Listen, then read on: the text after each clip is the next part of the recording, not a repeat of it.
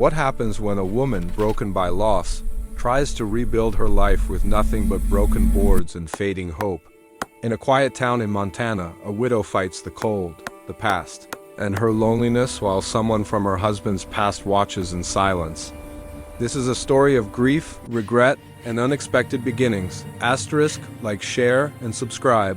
And tell us where you're watching from now. Let's get started. Asterisk, Emily Carter stood behind the old red barn, staring at the pile of broken boards she had collected over the past week. The wind in rural Montana cut through her thin jacket, but she barely felt it anymore. Since her husband Mark had died in a highway accident 6 months ago, everything had gone numb. The farmhouse was falling apart, the heating barely worked, and the bills kept stacking up. Building a small shelter felt foolish, but it was the only thing she could control in a life that had completely fallen apart. Asterisk, she lifted one of the boards, its edges rough and splintered, and tried to imagine how it might fit with the others. There was no proper plan, no tools except an old hammer and a box of bent nails. Still, she worked in silence, her breath forming clouds in the cold air. Each nail she drove into the wood felt like a quiet promise to herself that she would not let grief destroy her completely. Asterisk, the land around her was wide and empty, stretching into fields covered with dry grass and patches of snow. This farm had once felt warm and alive when Mark was around. He used to joke that even the cows recognized his voice. Now, the silence was so heavy it felt physical.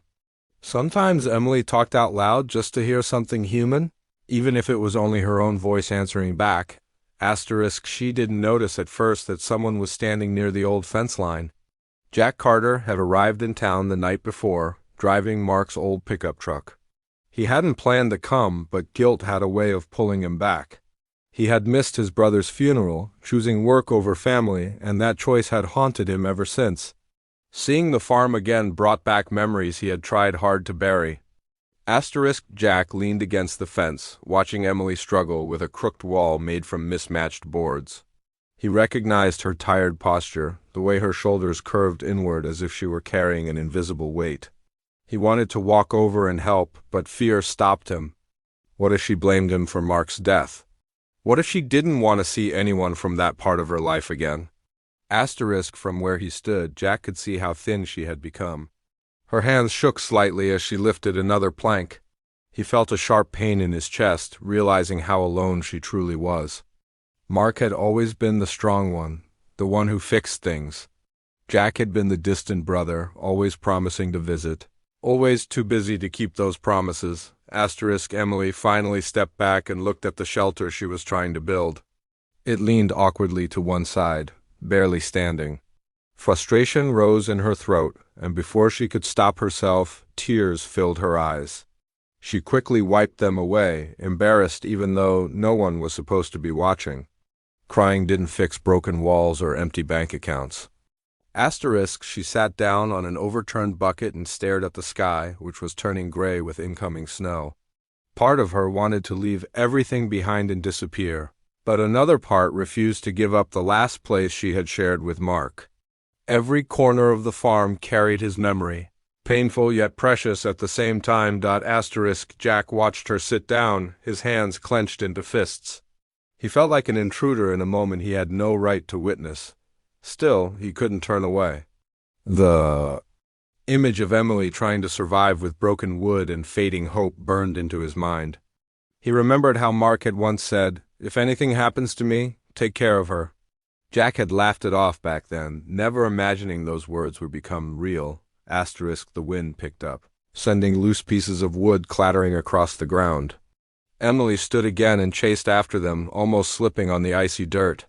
Jack instinctively took a step forward, then stopped himself. He was torn between staying invisible and doing the one thing he should have done months ago, show up. Asterisk, for the first time since arriving, Jack felt the full weight of his absence. This wasn't just about grief. It was about responsibility. Emily wasn't just his brother's widow anymore. She was a woman fighting alone against loss, cold, and time.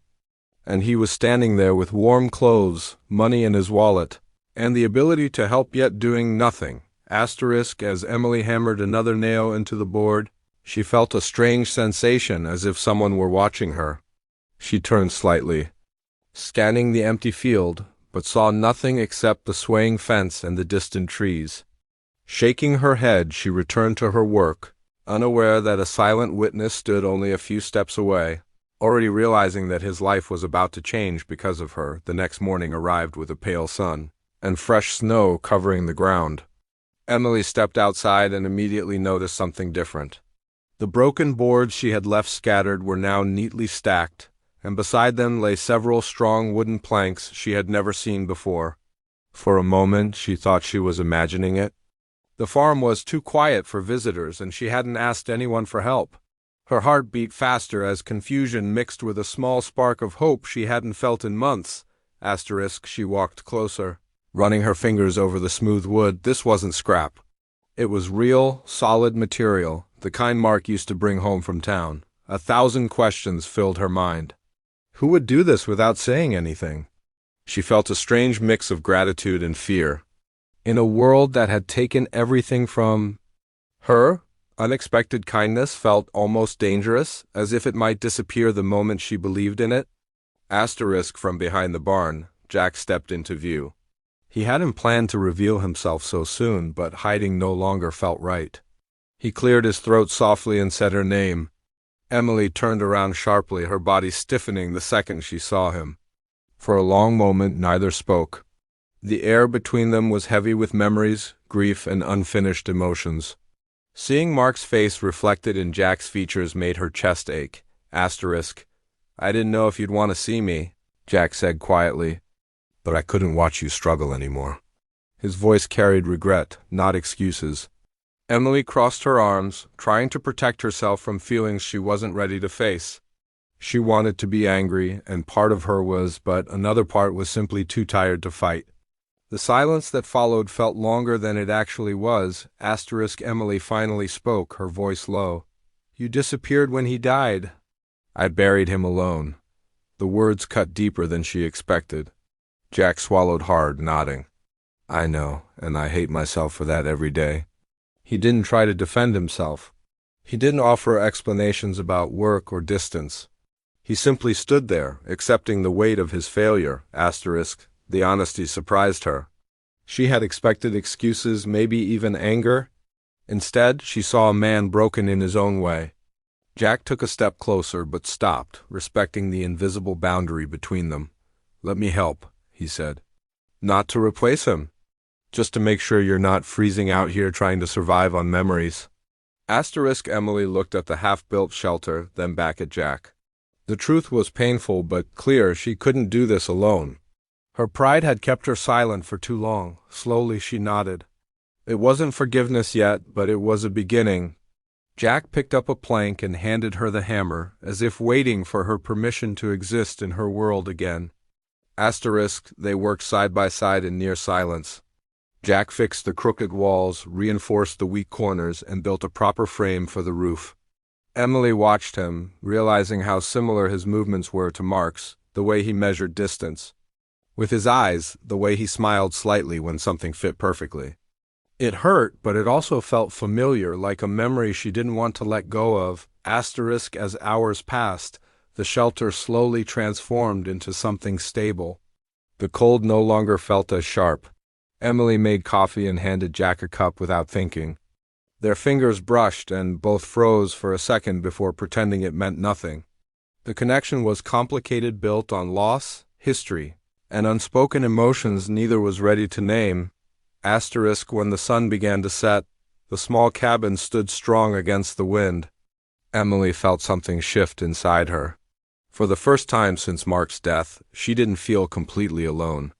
Jack packed his tools but didn't leave immediately. I'll be staying in town for a while, he said carefully. If that's okay. Emily nodded, watching the snow fall gently around them. The shelter wasn't just wood anymore. It was proof that even after tragedy, life could still offer second chances. Not replacements, not erasing the past, but building something new from what remained. And this time, she wasn't holding the hammer alone.